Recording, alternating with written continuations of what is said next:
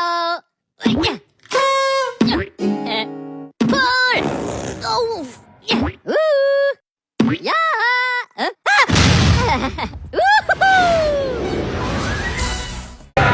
Assalamualaikum warahmatullahi wabarakatuh. Perkenalkan, kami dari kelompok 5 yang beranggotakan saya sendiri, Najwa Rizkia Putri Sirait, Najwa Kirani, Naswa Rindiani, Muhammad Rapi, dan Muhammad Ilham. Kami akan membahas tentang Mataram kuno. Baiklah, saksikan penjelasan dari kelompok kami. Kerajaan Mataram kuno yang juga dikenal sebagai Kerajaan Medang adalah sebuah kerajaan Hindu-Buddha yang berdiri di Jawa Tengah pada abad ke-8 Masehi.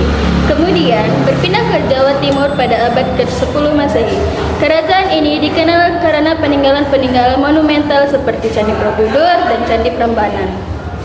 Sistem kasta pada Mataram kuno terbagi kepada 4, yaitu Brahmana atau pendeta, Ksatria atau prajurit dan bangsawan, Wasya atau pedagang dan petani, dan Sudra atau pekerjaan.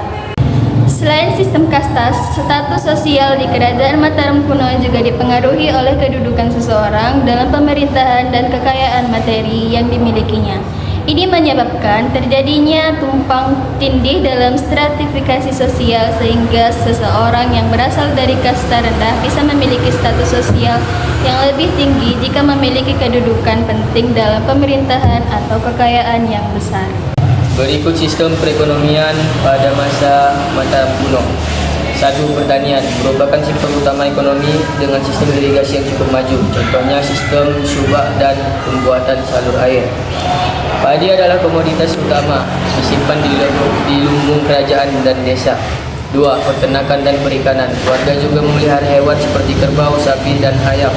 Sungai dan laut dimanfaatkan untuk perikanan. 3. Perdagangan. Terjadi di tingkat lokal dan antar pulau, termasuk perdagangan hasil bumi, kain, dan kerajinan. Ada hubungan dagang dengan luar negeri seperti India dan Tiongkok.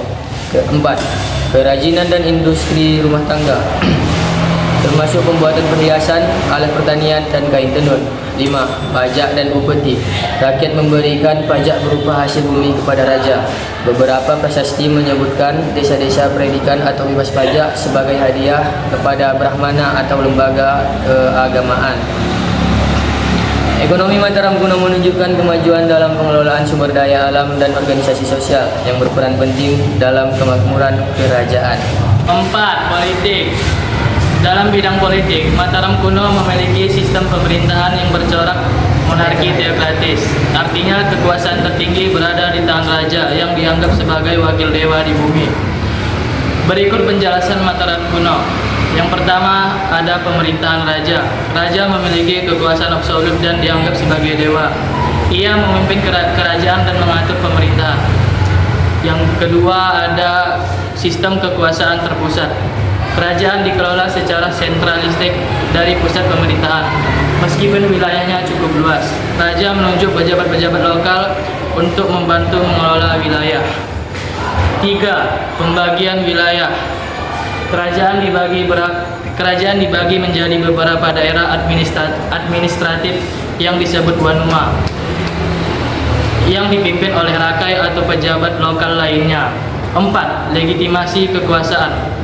Raja memperkuat kekuasaannya melalui hubungan erat dengan agama, khususnya Hindu dan Buddha. 5. Hubungan internasional. Kerajaan Mataram kuno juga menjalin hubungan dengan kerajaan luar, seperti Sriwijaya. 6. Pemerintahan dinasti. Kerajaan ini diperintah oleh 2 dinasti besar, yaitu dinasti Sanjaya dan dinasti Sailendra. Keduanya sempat saling bersaing dan kemudian bergabung melalui pernikahan politik. Kerajaan Mataram kuno mengalami kemajuan pesat dalam beberapa aspek, antara lain: yang pertama, letak strategis, berada di jalur perdagangan laut, memungkinkan kerajaan berkembang menjadi pusat perdagangan dan pelayaran. Yang kedua adalah pertanian maju. Sistem pertanian yang maju dengan irigasi baik dan tanah yang subur membuat kerajaan mampu menghasilkan surplus pangan dan mendukung populasi besar. Yang ketiga adalah alamat strategis, pusat pemerintah di daerah Medang dengan akses ke wilayah luas termasuk Jawa Tengah dan Jawa Timur. Peninggalan kerajaan Mataram kuno yang paling terkenal diantaranya, yang pertama Candi Borobudur, yaitu candi terbesar di dunia. Yang kedua adalah Candi Prambanan, dan yang ketiga adalah Candi Mendut. Kerajaan Mataram kuno diperkirakan berdiri dari abad ke-8 hingga abad ke-10 Masehi dengan beberapa fase, yaitu masa awal pada abad ke-8 didirikan oleh Raja Sanjaya, dan masa kejayaan pada abad ke-9 dipimpin oleh Raja Rakai, Pikatan, dan Rakai Kayuwangi. Yang ketiga, masa kemunduran akhir abad ke-9 hingga abad ke-10 mengalami kemunduran dan berpindah pusat kekuasaan Jawa Timur. Kerajaan Mataram kuno akhirnya bubar dan digantikan oleh kerajaan lain di Jawa seperti Kerajaan Kahuripan dan Kerajaan Majapahit.